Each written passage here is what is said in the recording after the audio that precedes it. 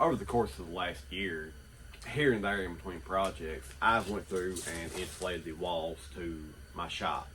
I used R13 roll insulation, and it seemed to work very well because I just used 2x4s as well, the kind of the bracing, I guess you'd say, because I didn't want to. I wanted something to where I could still have wood there too. If I need to nail something or hang something up, I still have wood. So that's the route I went. I'm sure there's better routes, but that's the way I went with it. I went through here recently and I insulated my door. Now I used a 1/2 inch foam board that's made for garage doors. I cut them to length and I just slid them in there. I wanted a good tight snug fit, so I cut them exact length that it was, and I just worked with them, got them in there. There are kits you can get. There's insulation kits you can get for garage doors. Problem with that, those kits are made for 8-foot garage doors. This is a 10-foot door. They're about like, I think $60, I think. So I would have to buy 2 just to get through this, and it's not worth it. So to me, it's not. I'm sure somebody with money out there is like, hey, I can do that. Yeah, well, have at it. So these doors ain't, they're made for garage doors. So they got the foam on one side that you're seeing. The other side is reflected. You see that? So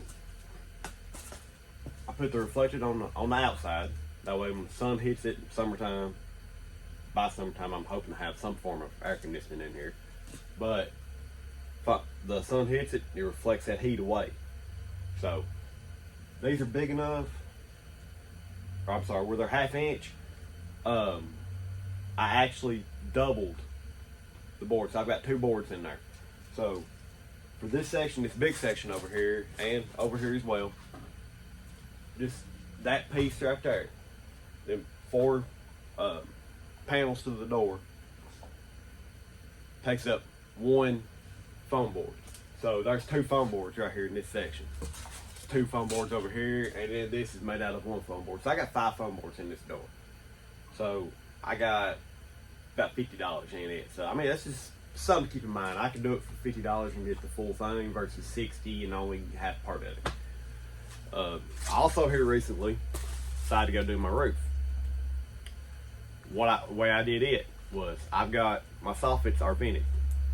So I put some fern strips. I used 1x2 fern strips. Put them on my trusses, or on my purlins for my trusses. And then I put 1 sheet of foam board and screwed it to that. That creates a 3/4 gap for airflow to get up through there and for it to vent. Then I took 2x4 10s and I ripped them down dead center on my table saw, and I screwed them to each side of each truss.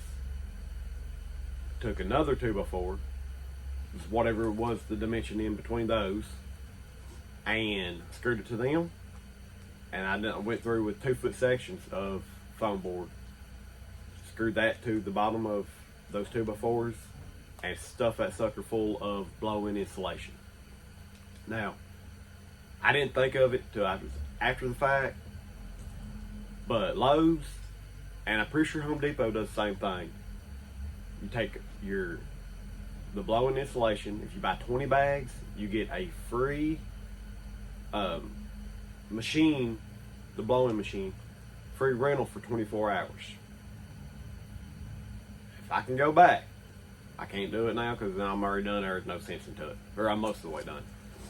If I could go back, what I would have done, and what I should have done, was put my fire strips up, put my foam board up, put my 2x4s, and then that bottom sheet all the way to where I just had a small gap at the very ridge, the very top, and got that machine and use it to blow all that in. The way I done it, it took about a day per section in between each truss. So I mean, it took a long time, but that's the way I went. Also, I didn't need 20 bags, but I didn't think about it. You can return what you don't use as long as it's not open.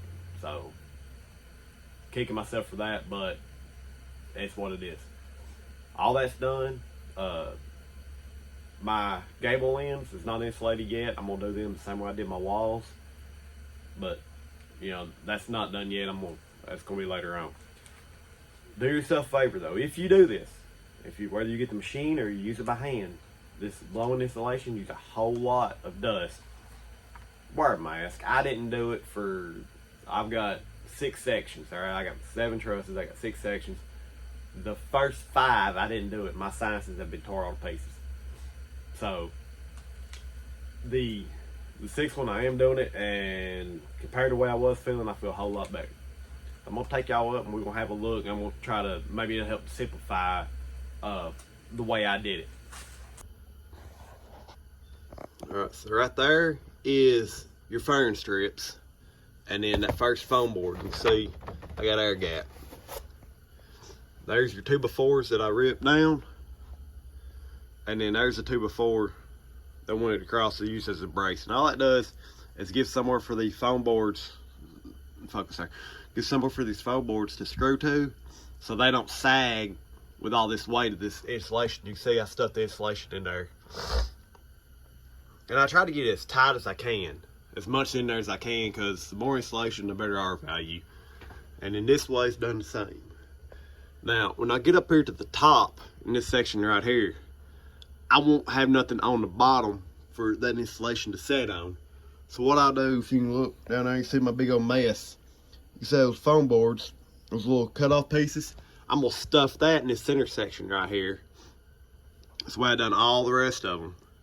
So I'm gonna stuff that in that center section, and then I'm gonna screw, like I did right there, I'm gonna screw a piece of foam board right there to hold that all together, and that will give it some insulation value right there where I can't get all that blow-in insulation there. So I just thought y'all might want to, if it'll help somebody else insulate their shop, give them ideas that they never thought of or something, I'm glad I could help y'all. Another thing, these foam boards, I raised these 2x4s up a 1/2 inch off the bottom of the truss, so it looks pretty flush. It's not great, but it looks pretty flush, and that way you can't see them just hanging down. So it looks pretty good, I think. So far, what I can tell is doing pretty good. It's definitely quieter in here than it used to be. It was raining the other day, and you couldn't really tell it was raining until you was up here next to it. Behind this is just metal roof. You can see it right there. Just metal roof, right? They didn't sheathe it when they built this building, so I got that radiant barrier there. I've had that up for a long time, and it's not worth it. You know, I thought maybe it'd help. It don't. But I couldn't tell it was raining the other day till I was up here next to that metal roof there, and I could hear it raining. Over there where all that's done, I couldn't hear it at all, so that's something good. But yeah, y'all have a good day, and I hope it's helped somebody.